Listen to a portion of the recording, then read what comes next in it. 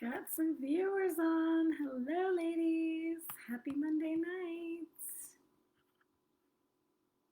Oh, this is great. They changed the view in here, so now I can see everything on one screen. Much better. Hey, Michelle. What is up, girl?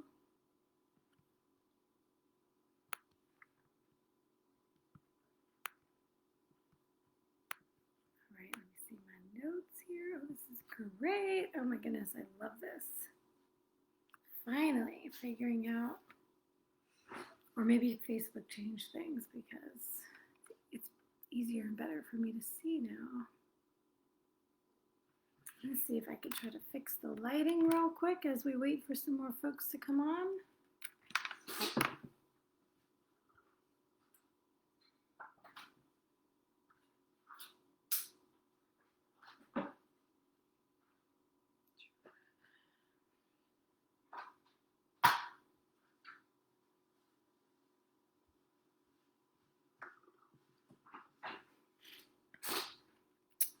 I think that's a little better.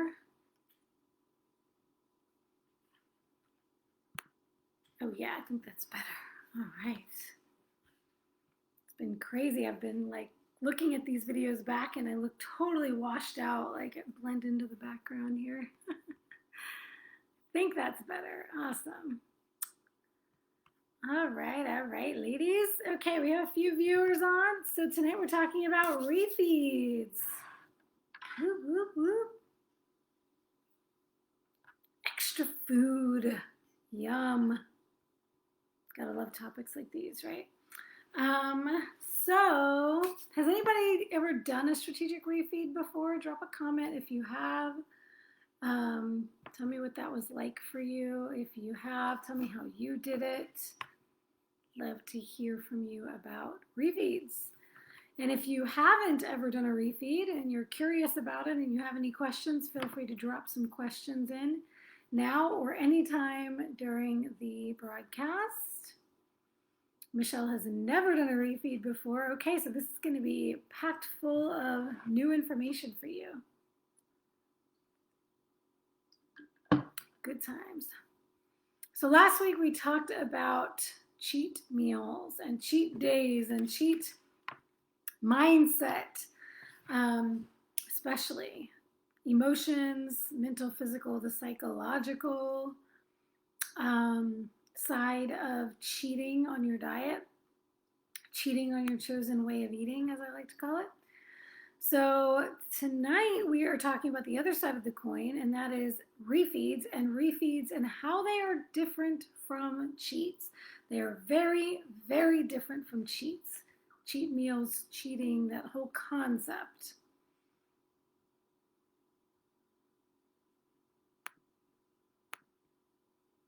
Celeste says, occasionally I will not track on a weekend day, but still keep diet on point. That's my refeed, LOL. Yeah, so, could be a refeed. I would just call that probably a, depending on what that day looks like. If it's just not tracking and you're eating all your regular stuff, it's just another day. But if you're fitting some things in, could be a refeed. Could just be a treat day or a free day. I had a coach that would give me a free meal every Saturday for almost my entire prep until we got really close to the end. So every Saturday was a, I guess it could be a refeed, but the way that I'm going to define refeeds and the way that I'm going to explain refeeds, you'll understand that that wasn't really a refeed. The way he did that, it kind of was, but it kind of wasn't. It served some of the purposes of a refeed, but it was not an actual refeed. So the way he did it with me was Saturday it would be a protein shake for breakfast, skip lunch, and then a keto-free meal for dinner is what he called it. So if I wanted to go out to dinner, he basically, his only rule was, has to be a regular size meal. It can't be like 4 actual meals that I'm calling one meal. So it still had to be a regular size meal, and it could be anything as long as it was keto. So, I mean, I never really messed with like the dairy and stuff like that because it bothered me. But if I wanted to go have like a cheeseburger without the bun or something, I don't know, the most dirty keto thing you could think of, I could go have that. So I've used that for things like short ribs, my favorite thing, braised short ribs. That rarely fit into my macros back then, so I would do that on my free meal. But a free meal is almost like, it's like a cheat, but instead of the psychology of cheating that I talked about last week, a free meal is just, this is something you've baked into your plan. You're giving yourself the additional freedom of not tracking it. You're allowing yourself a little more leeway in terms of food choice than you typically would, or maybe calories, maybe macros, but it's untracked and it's not something that you are cheating with. It's just a free meal. It's a something that you're allowing yourself some more flexibility. That's what I would call a free meal. And so anytime you're not tracking, that could be considered like a free meal or a free day, let's say. It's because you don't really know where you landed. But refeeds are different.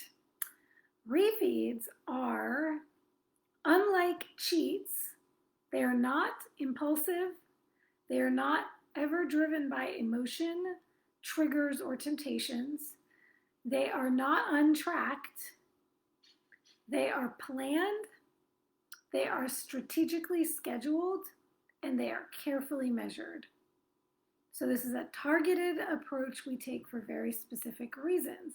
So a refeed is not a, matter of fact, not tracking would be the opposite of a refeed, because a refeed is specifically, you are adding calories, you are adding energy, you are adding macros. You want to know exactly where you are when you're doing a refeed. And I'll get into some of the why on that.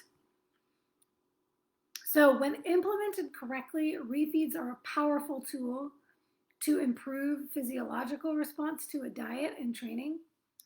They can boost our mood, our consistency, and our commitment to the long-term plan. So when we're on a long-term prep, fat loss phase, we are wanting to keep our motivation in check. We want to keep ourselves committed and motivated and doing the things we need to do. A refeed can be great. Refeeds strategically placed can be great for that. So let's talk a little bit about when you want to implement refeeds. So when is a good time to think about this? First and foremost, it's when you're in a deficit, in a fat loss phase.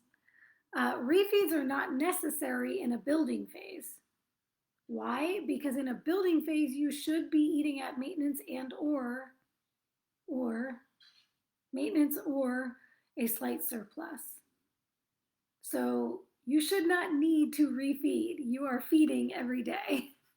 So if you're in a building phase right now, if you're in a bulking phase, if you're trying to put on weight, trying to put on muscle, and that's your main focus right now, and you're hungry all the time, you shouldn't be. That is a signal that you are in a deficit, and we don't want you to be in a deficit. So check that out. I know I have some ladies who are struggling to put on weight, and from what I have seen from some of the posts, they're not eating enough. So that is something to check. Okay, am I eating enough? Am I truly at maintenance? Am I truly in a slight surplus? If not, then I need to check that and test it out and add a little bit more and see what I can handle. You're not going to need a refeed.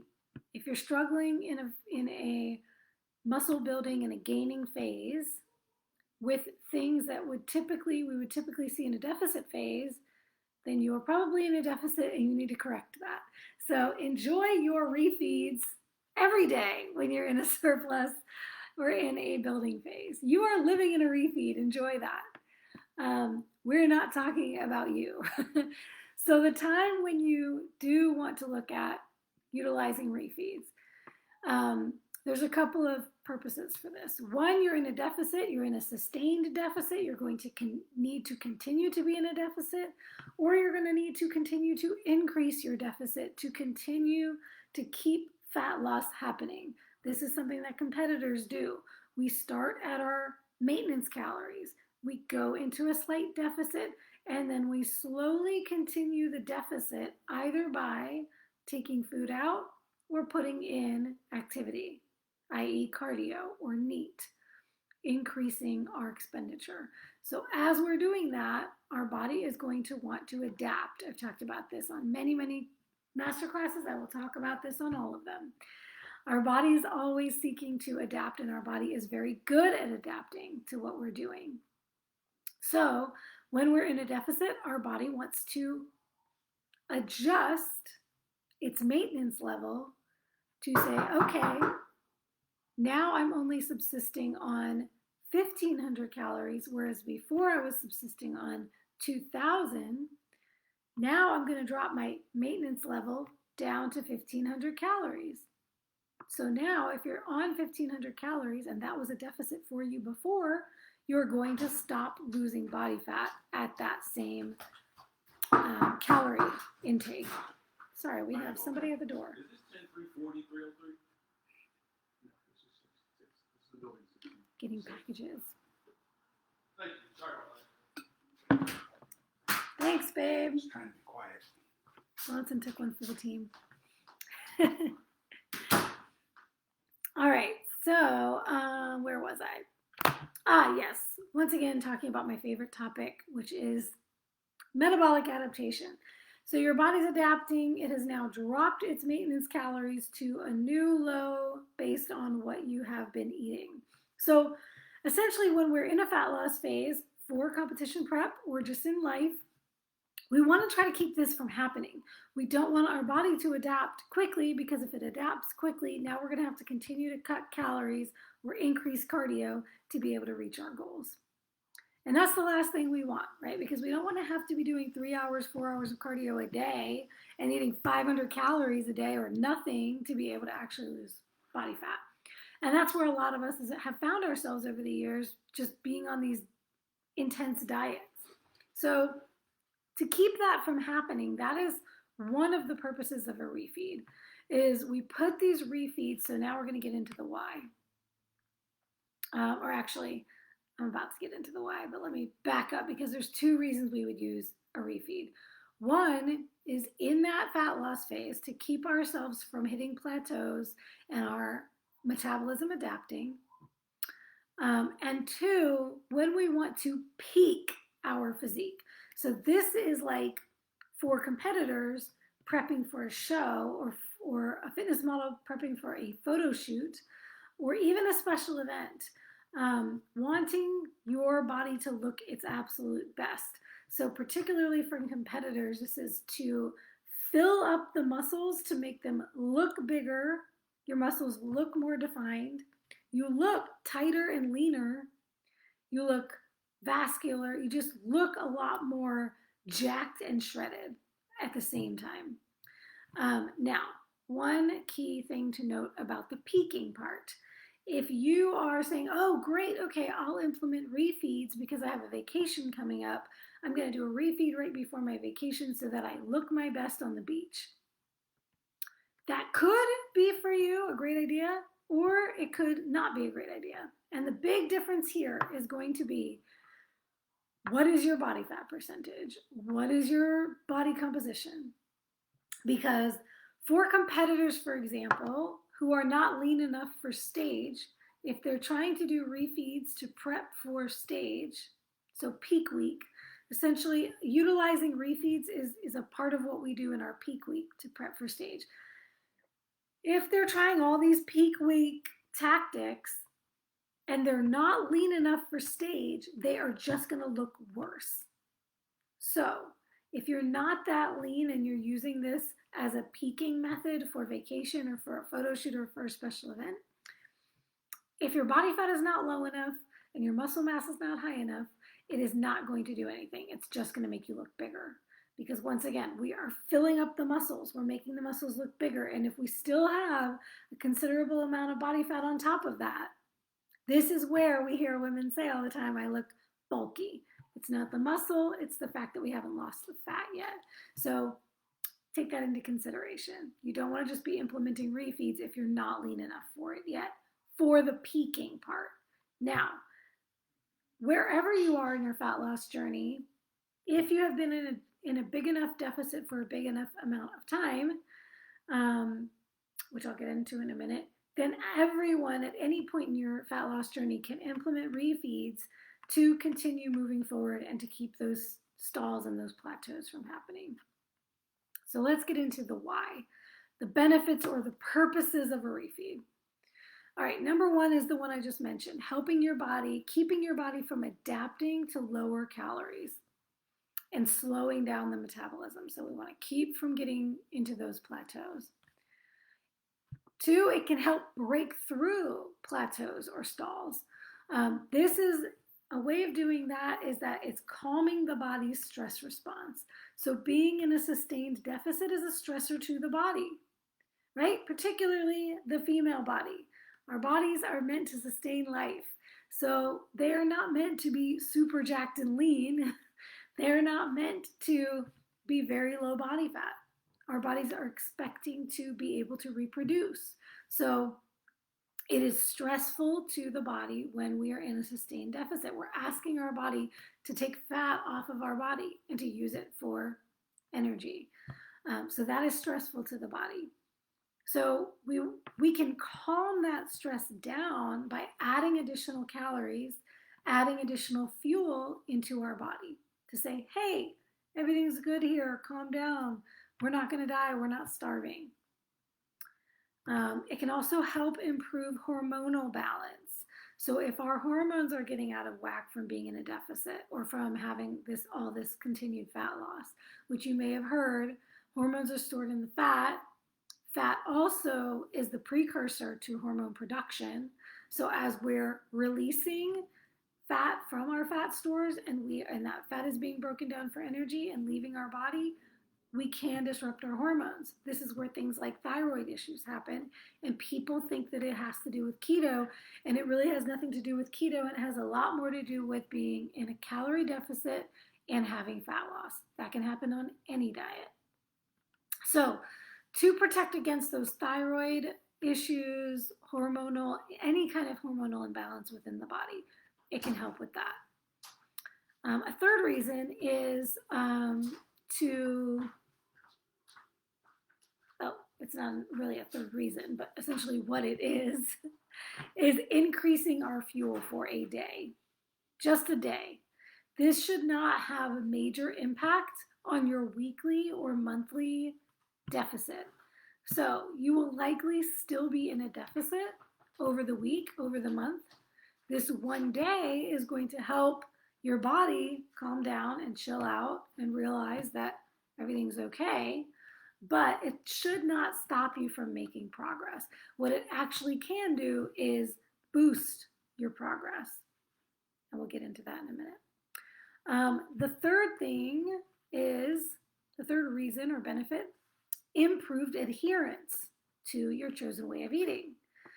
What this does is it provides the psychological reward to look forward to after X days of strict adherence. Let's say we have a refeed every 10 days or every 14 days, and you're really having some major cravings. You're craving that one particular food. It's pumpkin season and you want some pumpkin cheesecake or something, and you're thinking, man, I really could go for, XYZ. I'm at the grocery store and I'm like being triggered by all of these fall flavors, or holidays are coming up, right? There's going to be a lot of triggers and temptations. But if you know you have a refeed coming up and you're like, oh my gosh, all I have to do is wait 4 more days and I'm going to get my refeed, then I can create my own keto cheesecake and I'll be able to have that thing I'm really looking forward to, that flavor I'm really looking forward to. And I can make it fit my refeed macros, but I can't make it fit my daily deficit macros. It calms that emotional urge to overconsume or to go into those cheats. And this is a very different side of that psychological coin of the cheating, because now you no longer have the guilt and the shame associated with it. You no longer feel like you have made this grave moral mistake, that you've done something wrong, because it's all a part of your plan. It actually kind of makes you feel like, hey, I can get away with something that is not even really bad. It's not doing anything negative for me. Oh my gosh, yes. Allison, I was just thinking of you as I shared that. Allison says, my dairy-free keto pumpkin pie was exactly what I needed yesterday during my refeed day. Yay! So y'all, we recently implemented Allison's first refeed, and just beforehand, man, she was craving those fall pumpkin flavors, and she's such a champion. She just took dairy out, and that was a challenge for her as well. And so I walked her through some ideas for some dairy-free keto pumpkin pie options, things she could do, and I'm so happy, Allison, to hear that that was just what you needed and right on time. This, y'all, is the power of a refeed when used properly. And she doesn't have to feel guilty. She doesn't have to feel like, oh my gosh, now I'm hiding from my coach, or I don't want to tell her what I did, because there's no moral issue here. It's like, knew this was going to happen. I got to plan for it. I got to really enjoy and savor every bite. It's not like a binge or a cheat meal where now I'm doing it in secret and I have to eat it really quick before anybody notices. It's like you can really fully enjoy it. Let your body have that whole experience it's looking for. I just love it. Okay, and then the fourth reason is a little bit of what I talked about earlier, achieving that pumped look in the muscles, vascular, fuller, leaner, tighter, like that thin-skinned stage look or model look. This is the way models, fitness models get the look you see in those photo shoots or in the magazines, and it's the way that bodybuilders look when we get on stage. That's how we're achieving it.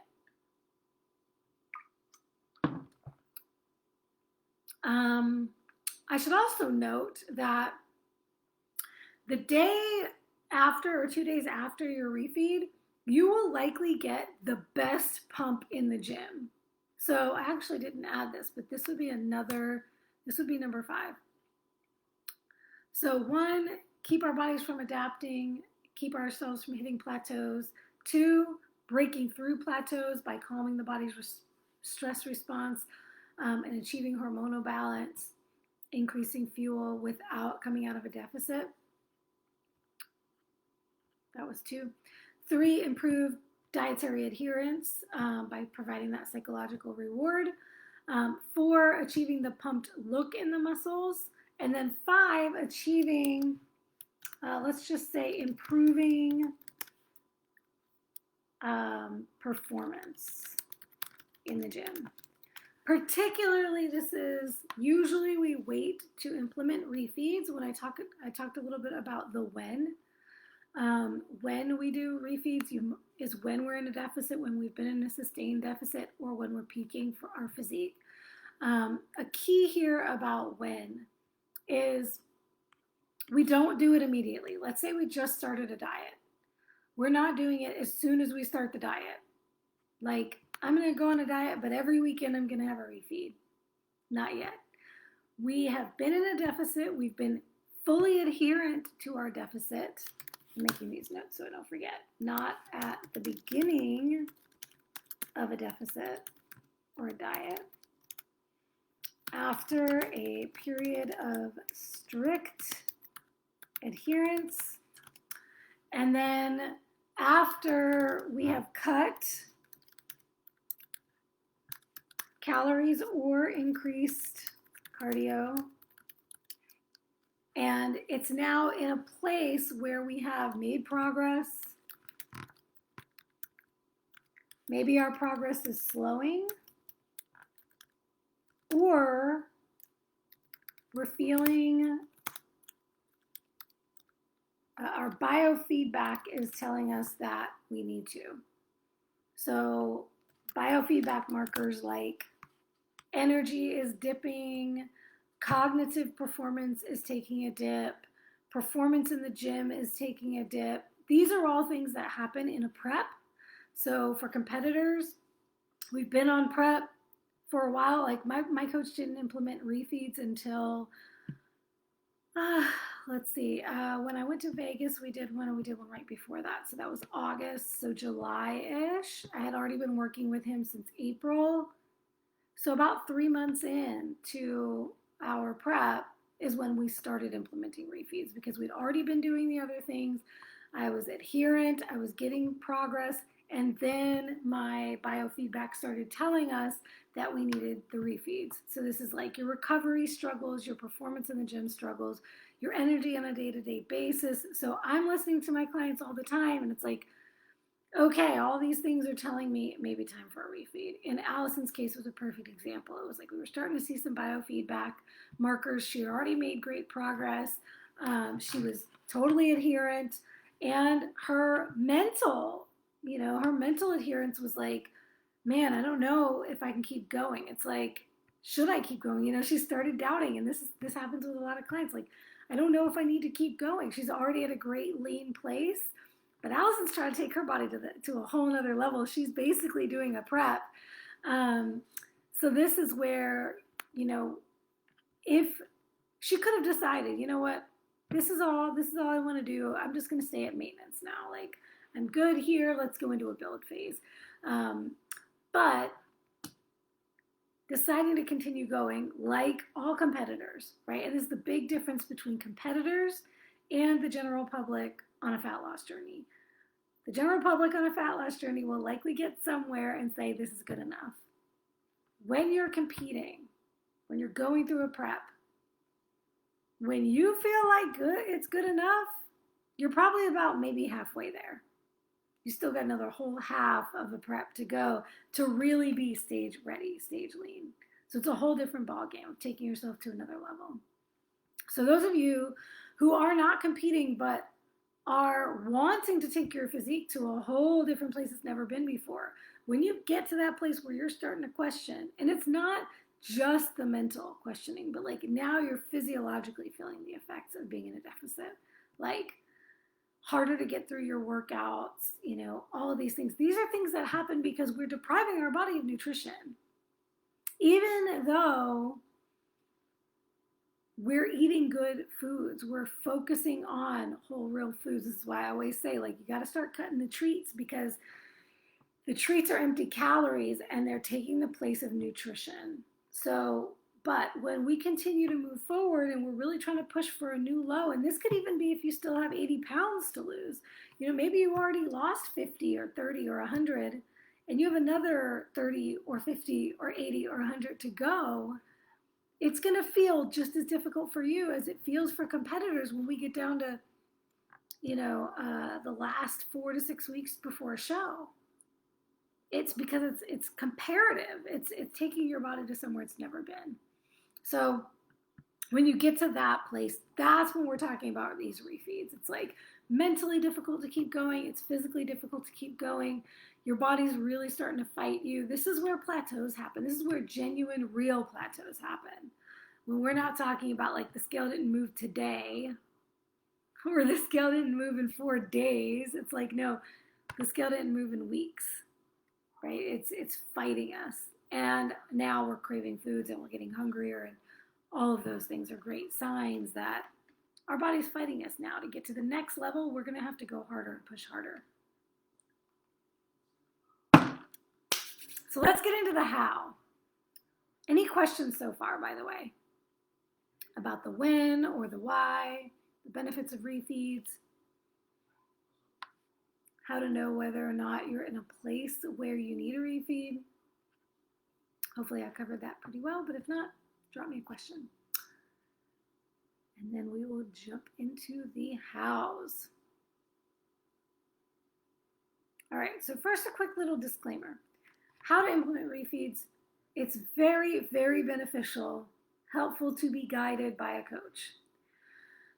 Why do I say this? Not just because I am a coach, and of course I would love to work with all of you, but because it is very difficult, if not impossible, to be objective about our own adherence and our own progress. The number one role that I play in my clients' lives is talking them off the ledge on the mental side, is seeing the things that they don't see, showing them all the ways that they are making progress when they don't think they are, helping them get real with why they're not making progress when they are not making progress and they're making excuses. These are all things that a coach does. So when we're talking about refeeds, we do not just want to rely on our emotions and our own very subjective point of view to tell us when it's time. Because let me tell you, I would have been telling myself I needed refeeds at the beginning of my prep. 2 weeks in, I would have been like, oh, time for a refeed. No, it's not. So emotions can try to trick us into taking a refeed when we don't really need one. And really what this is just a disguised excuse to cheat. And we already talked about cheats, so go back and watch that one for a little refresher there. All right, so some of the 3 cardinal rules, I will call them, when it comes to refeeds. Number 1, must be scheduled and planned in advance. You are not taking a refeed one day early or one day late. When I was in Atlanta visiting my family, doing the move, getting my stuff out of storage, it was my sister's birthday. And it was the 10th day. My coach has me doing, he calls it going into the hole, going back into the deficit for 10 days. And then on the 11th day is when we do my refeeds. So it was the 10th day, and we were going out for Brazilian steakhouse that night. And I reached out to my coach and I was like, hey, coach, it's day 10. Does that mean I can take my refeed tonight? We're going to a Brazilian steakhouse for my sister's birthday, blah, blah, blah. He's like, okay, I'm going to approve it this time. But in the future, 10 full days in the hole, and then you get a refeed the day after. But because it's a special occasion and this is the perfect kind of place to test this out, go ahead and do it on day 10 this time. I had to ask for that permission. Had it just been me, it would have been like, I'm taking it, and who knows, maybe I would have convinced myself to have another one the next day. So we want them to be planned. We want to have a date on the calendar. We have to know how many days that we're waiting until the next one. Or if you're working with a coach, my coach has told me, today we're doing a refeed, like surprised me out of nowhere, and I just had to be ready for it. So the length of time is going to be different based on the person and based on biofeedback markers, performance, recovery, mental and emotional and physical exhaustion, and adherence level. So like if you haven't been adherent to your macros to a T, if you haven't been consistently tracking, you cannot say you need a refeed. You do not need a refeed. Or there's no way of knowing. You may need one, but we don't know because you're not tracking. So have to be adherent, have to be tracking. We have to see biofeedback to say, okay, maybe we'll do a refeed once a week, once every 10 days, once every 14 days, once a month. It's all going to depend on the biofeedback. Yet another reason why I always say to not just track your biometrics, meaning your numbers, but also tracking your biofeedback. So your energy, your sleep, your mood, your bowel habits, your digestion, your any of my clients in the chat want to drop any of the other things I ask you to tell me about every week, because I'm forgetting some of them. But all of that is what tells us when we want to do it, and then it has to be planned in advance with a specific amount of time in between. And we stick to that no matter what. We don't let it bleed into 2 days or 3 days. It's a 1 day. Some coaches will do 2-day refeeds. It's all going to depend on how much you need. So it could be a 1 day or a 2 day thing. Typically it's 1 day or 2 days. Sometimes in peak week, we might extend it over 3 days, but it all just kind of depends. That usually happens if you're coming in too lean or you're still losing body fat rapidly before a show, which happens for some competitors. Then you may need multiple refeeds and you're trying to like reverse diet basically into a show. But that's very rare. Most of us are not going to need that many refeeds. Number 2 cardinal rule is it must be scientific. So we're changing one variable at a time, as I always say, but in a refeed in particular, a refeed is about, and actually I'm going to walk you through the typical protocol in a minute, but we're changing one variable, we're tracking and we're analyzing our results from it. It is best to do a refeed without any brand new foods. So we like to do refeeds with macros only and not introducing new variables, new foods that could throw off results. You know, if you've been dairy free, this is not the time to add back in dairy as your refeed food. If you have been, if you've cut out certain things, now is not the time to try bringing them back in, not for the refeed. The refeed needs to be scientific. So what we like to do, and particularly for the peaking, is where we like to, particularly for peaking. If you're doing it mainly for adherence and performance and, you know, just continuing your deficit, you can have a little more leeway. That's one of the reasons why I advised Allison to, you know, use it for her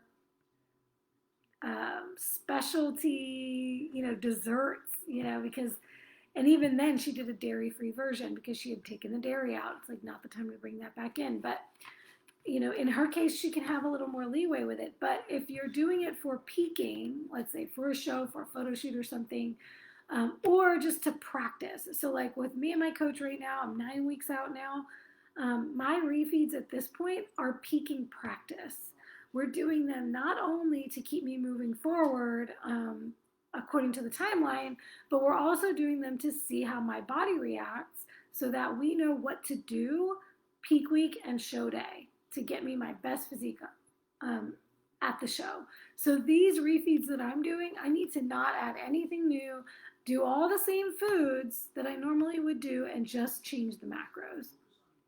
That way we can see exactly how my body responds. Because let's say I added in a new food, now I'm bloated or I'm having some kind of digestive reaction. My body may not react the way we want it to. We can't totally tell. So, scientific. Number 3, here's a typical protocol.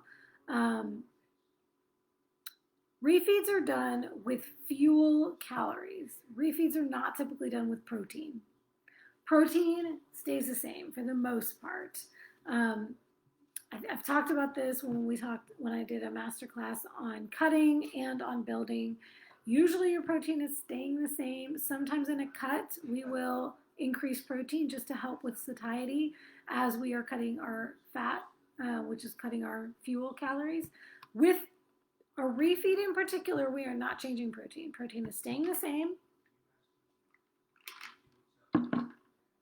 We are not decreasing it. We are not increasing it. We are only changing the fuel calories. So we are adding in, so the fuel calories are either fats or carbs. We are determining the amount that we are changing in advance. My refeeds started at 15 grams of additional fat. Then we went up to 20 grams. This last refeed was 25 grams. So my coach, we're looking strategically at how much is the right amount to increase my fats for refeed for the show. And then how many days out. So like the next day what I look like and the day after that what I look like to see how everything comes together. So refeeds are typically done with carbs or fats. Not both. We don't want to confound things. It's one metric, one variable. And then what we want to do is track our biometrics prior to, the day of, and the day after the refeed. So we want to look at changes in scale weight, photos, gym performance, recovery, mood, sleep, all of those things I talked about before, all of the biofeedback and biometrics. Now let's talk a little bit about fat versus carb refeeds. And just to recap, the 3 keys to implementing refeeds. Schedule, plan it in advance, number 1. Number 2, make it scientific, only change one variable. Don't introduce new foods during this time. 3, you're choosing either carbs or fats and you're setting the amount in advance of how many extra grams you're going to be adding in. Quick note on how many grams to add in. Typically, or what we like to do, what we've been doing on my program is it is not enough to bring me to a full maintenance. So, and I mean, it could be. I haven't calculated like what my maintenance would be at this point in my prep because I have been prepping for a long time.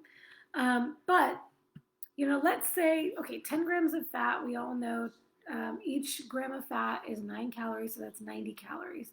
So 10 grams of fat is less than 100 calories, right? 20 grams of fat is less than 200 calories. 30 grams of fat would be almost 300 calories. So we could be anywhere between, let's say, 150 to 300 calories of additional fuel on a refeed day. That's not typically enough to bring you fully up to maintenance if you're in a deficit. Maybe for that day, but your average over the week is not going to then average out to a maintenance. So what will typically happen is the day after your refeed, you're likely to go up on the scale a little bit. You may look, you could look a little worse. You could look a little spilled over, a little fluffy, or you could look fantastic the day after, just filled up, muscles are looking pumped and jacked. Or it could take a couple of days. For me, it takes a couple of days. So the day after my refeed, the scale is usually up. I may see some new lines that day, a little bit more definition. Usually the day after that is like everything is popping. We're seeing lines we haven't seen before. I look leaner and tighter, and I may have a drop on the scale. So I'll be curious to see, Allison, how this is going the day after and a couple of days after your first refeed. How you're feeling, how you're looking, how your performance in the gym is, all that good stuff. So this is what you want to look at the next couple of days. Okay, so carb refeeds versus fat refeeds. So typically for years, for decades, what we've heard in the fitness industry is always when they talk about refeeds, they're talking about carbs. Why? Because carbs are their fuel source. Most competitors, most fitness influencers, fitness professionals, fitness models keep their fats low. They're like 20% fat if you're looking at ratios, compared to keto macros, 60, 70, 80% fat. Or carnivores, more like 50-50. That's where I live. But they're typically doing very low fat. So we're talking like 20%. So unlike a keto prep, where we're starting with nice high fats, our carbs are already nice and low, and we just drop our fats slowly over time, fats are our fuel. But for traditional competitors, carbs are their fuel. Fats are already low, they start high carb, and then they cut their carbs. That's how they're cutting calories. So when they get to the end of a prep, they hate life, they're hangry, they're moody, because they have very little fat and very little carbs left. This is why a lot of competitors don't believe in keto, or they think keto is terrible, because they feel like garbage when they cut their carbs out, because they never got fat adapted. We, on the other hand, as ketogenic athletes, ketogenic people, feel great because we have high fat. We don't need the carbs. We've switched our fuel source. So for us, my general recommendation 99% of the time is don't mess around with carbs. Don't do carb refeeds. You don't need to do carb refeeds. There's no reason why a ketogenic person, ketogenic athlete who is fat adapted needs to put carbs in their system. Don't need it to reset your thyroid. You don't need it to reset your hormones. Fat, you can do it with fat. You can do it with fat calories. So this is what's called a calorie refeed versus a carb refeed. They're both calorie refeeds, really, because in both cases you're increasing your calories. But traditionally, for carb burners, for sugar burners who are running on carbs, their energy is coming from carbs, they do it with carbs. That makes sense. We wouldn't expect them to do it with fat. So why should we be expected to do it with carbs? Doesn't make any sense, right? There's no need for that. So I do not recommend carb refeeds. There are many cautions.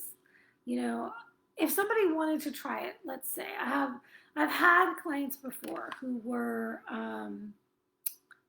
carnivore for many reasons, or keto for many reasons, but I actually had a carnivore client once who she could handle carbs just fine. She didn't feel terribly attached to them either, and she needed to grow. She was not in a fat loss phase. She was very lean, and we needed to put muscle on her body. And we tried out some carbs, and she could handle them fine. And so we were doing more of like a carb cycle with her. So if you're one of those people who you handle carbs okay, you're not struggling with insulin resistance, you're fat adapted, anytime you've ever had a carb, you get right back into keto, no problem. Carbs are not really an issue for you, particularly if they're not an addiction for you. You could play with carbs. And if you wanted to do that, do like a carb cycle kind of a thing, I would tread lightly. But if you tolerate them well, I would be cautious and I would just choose whole food sources of carbs. And you could do something like carb test. Rob Wolf, in his book Wired to Eat, has a great 7-day carb test that he suggests after doing an elimination protocol, trying out one carb source at a time and testing your blood sugars and seeing how your body responds to it. That could be a cool experiment to do. But I would almost consider that something different than refeeds altogether. But in general, I would say avoid the carbs for refeeds. They can trigger massive cravings. If you have any kind of issues with food addictions, carb addictions, sugar addictions, it can be a recipe for disaster. They can make you feel like crap. They can make you feel like crap when you're trying to then get back into ketosis. They can disrupt your electrolyte balance because remember, carbs hold water.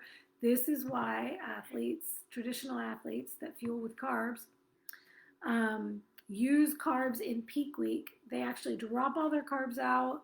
They cut their water. They do all these crazy, very dangerous things. And then they carb up before the show along with water. Some of them play with sodium as well.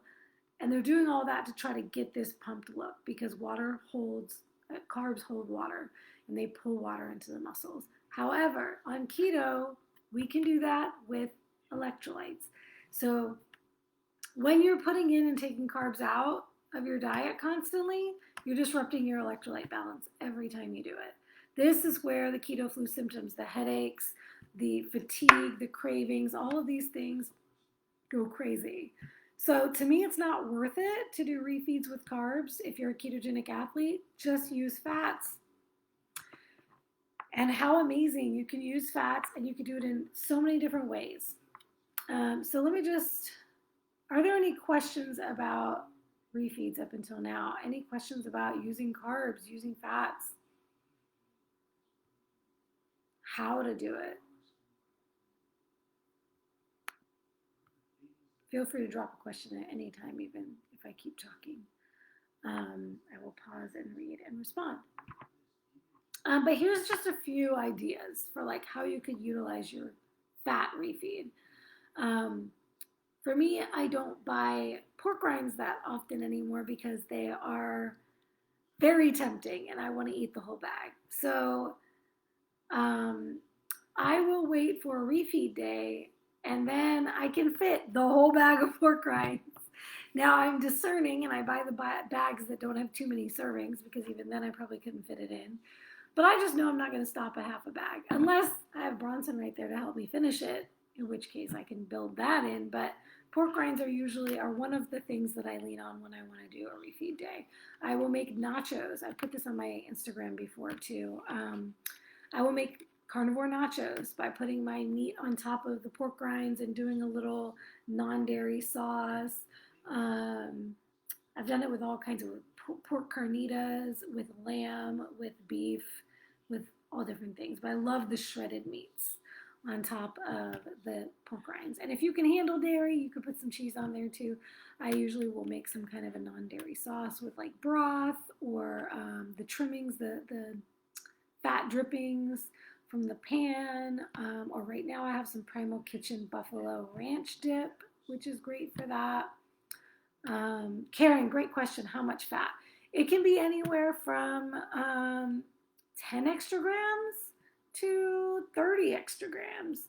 I started out my refeeds with 15 grams extra, and then my coach, well, I'm doing all of this according to my coach. So we started with 15 grams the first time, the next time we did 20 grams, the next time we did 25. So this next time, it'll probably be somewhere between 20 and 25. We're just trying to see what works best for me. So there could be a little trial and error there.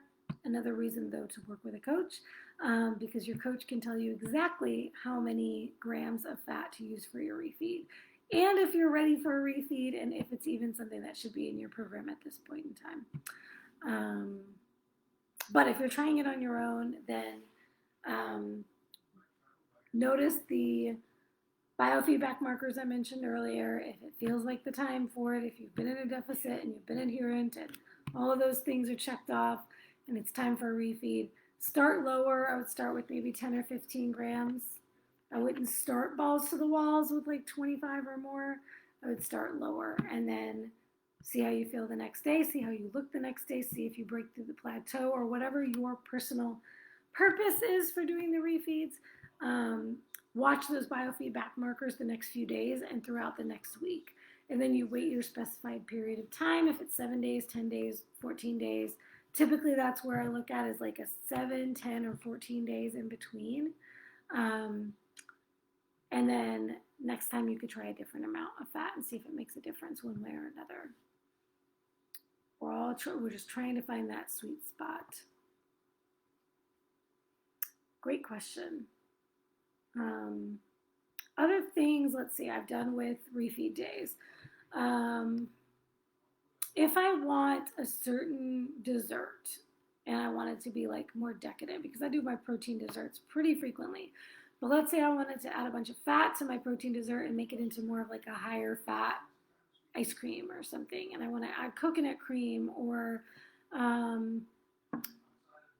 do a chocolate fat bomb. I haven't done those in a long time, but lately I've been doing protein bombs. But I could do my protein bomb and add like some coconut oil to it and make it into a protein fat bomb, like a little chocolate. I do a lot of like just protein powder and coconut milk to make like a chocolatey ganache kind of thing. I've been doing this little fudge, chocolate fudge in my freezer with protein. So those things I can enhance by just adding a fat source that my body is already used to, because once again, we don't want to add new sources into our diet that could trigger like issues with digestion or whatever. So I've done pork rinds, I've done, my last one I think was when I did my carnitas, because I don't do pork butt as often because my fats are lower right now. So pretty much like brainstorm a list of things that normally you can't fit into your macros because it's too fatty for where your fat macro is set. And then, you can try a refeed day with that. So like if I wanted to do my carnitas, instead of just doing a full pork butt, I would mix it with some chicken or something to make it fit my macros. But on my refeed day, I can just have the carnitas with all that yummy pork fat without having to cut it with some chicken. Ground lamb is harder to fit in my macros these days, so I've been leaning toward leaner beef. So I might make a lamb burger for a refeed day. Thanks, Karen. Thanks for being on. Glad you were able to be here. Let's see. Yeah, lamb burgers. So fattier meats. Like I said, I used to love short ribs on my free days. I haven't done beef short ribs in a really long time, but usually if I'm going out to a restaurant, and that could be like, once again, if you're doing refeeds for the first purpose, which is to keep yourself progressing, keep yourself adherent, keep moving forward or break a plateau, then going to a restaurant, timing going dining out with your refeed day is a great idea, because we all know that even no matter how much we ask, restaurants are usually adding some kind of fat to the food. So you're going to get more fat than you typically do. So like when I went to the Brazilian steakhouse for my sister's birthday, that was on the refeed day, and I asked my coach to move the refeed day so that one day earlier so I could do it then. So that's a great thing. Let's see, in Vegas, I went out and got a burger at a burger joint. Because it's tougher to go to like a burger restaurant. I can make burgers at home and make them fit my macros. But going out to eat, they're using the higher fat meats. So, if you want to get a burger out, of course, without the bun or whatever.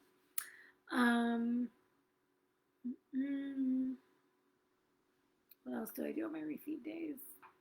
I usually manage my fats pretty well so that I can enjoy most of my favorite foods, even in smaller amounts, on a day-to-day basis, like fatty salmon, 3 scrambled eggs with 3 yolks. If I want anything that I want that's fattier, I just build in a leaner other meal so that I can have both of them. But then when I'm thinking about the things that are really fattier, then I just save those for my refeed days, and it's like Christmas. So I guess that's all I have to say about refeeds. I'll be curious to hear if anyone has not done refeeds before, but after listening to this, you decide, hey, you know what? That sounds like me. I've been in this deficit. I've been adherent. I'm struggling, and I think it's time to put refeeds in. Make your little refeed plan. How many days? How often are you going to do it? How many grams of fat are you going to do? What foods are you thinking of doing it with?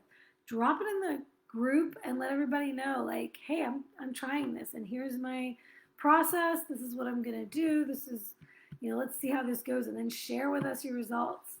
Share how it goes for you. I'd love to hear if you put this into practice.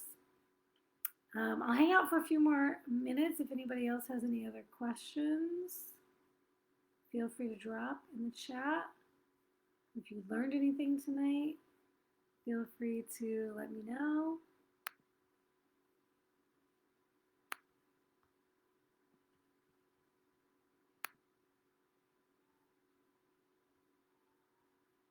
All right. And also, y'all, I am working on cheat sheets for all of my masterclasses. It is quite a labor of love. It will take some time. But as I get each one done, then I will share it with you all. I will drop a note in the group where you can get that. So you'll have little cheat sheets on how to implement the things that I talk about on the masterclass. So look forward to that. That's coming to the group. I have some things coming up. I have some questions I want to ask. A few of you asked for how do you know if you should compete or not? People who are thinking about competing don't know if it's for you. I am getting ready to film. I finally made all my notes. Getting ready to film a YouTube video on that. So tomorrow I'll be dropping a question in the group for those of you who've ever considered competing. So stay tuned for that, and let me know your thoughts when I do share that, because that will help shape what I talk about on that YouTube video. And then, of course, when it's ready, I will drop it here for you guys as well. In the meantime, as usual, use this group. We are here for you. We are your community. We are here for each other, and I'm here for all of you. So drop any questions you have. Share your wins. Share your struggles. Use this as your personal female keto tribe. One more little sneak peek for those who stayed all the way to the end.